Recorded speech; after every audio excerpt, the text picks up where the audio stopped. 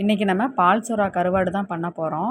அதுக்கு தேவையான பொருள் பார்த்திங்கன்னா 10 சின்ன வெங்காயம் சேர்த்துக்கோங்க. அதுக்கப்புறம் 2 தக்காளி சேர்த்துக்கோங்க. கருவேப்பிலை, கொத்தமல்லி, பூண்டு வந்து நல்லா இடித்து சேர்த்துக்கோங்க.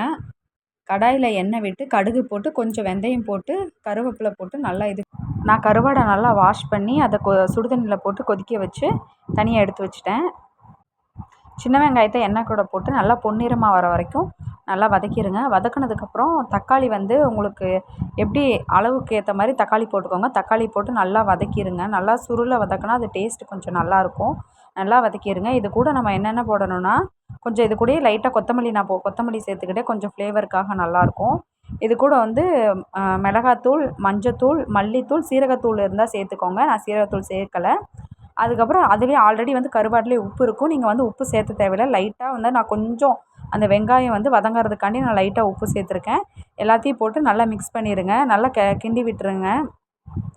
கிண்டி விட்டு நல்லா சுருளை வதங்கணும். அப்போ தான் வந்து டேஸ்ட்டு நல்லாயிருக்கும். நல்லா எண்ணெய் பிரிஞ்சு இப்போ பார்த்திங்கன்னா எண்ணெய் பிரிஞ்சு வந்துருச்சு.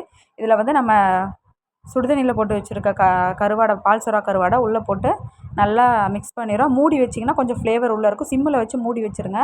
மூடி வச்சிங்கன்னா கொஞ்சம் அந்த ஃப்ளேவர்லாம் வந்து கருவாடுக்குள்ளே போய் கொஞ்சம் சாப்பிடும்போது கொஞ்சம் டேஸ்ட்டாக இருக்கும்.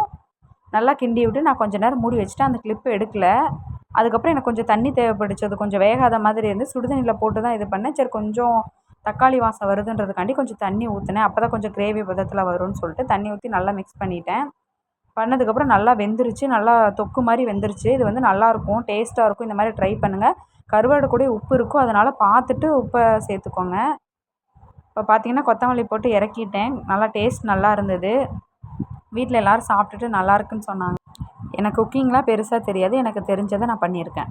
நான் இந்த மாதிரி நிறைய வீடியோஸ் போடலான்னு இருக்கேன். எனக்கு சப்போர்ட் பண்ணுங்கள். முக்கியமாக சப்ஸ்கிரைப் பண்ணிடுங்க. பிடிச்சிருந்தா லைக் பண்ணுங்கள்.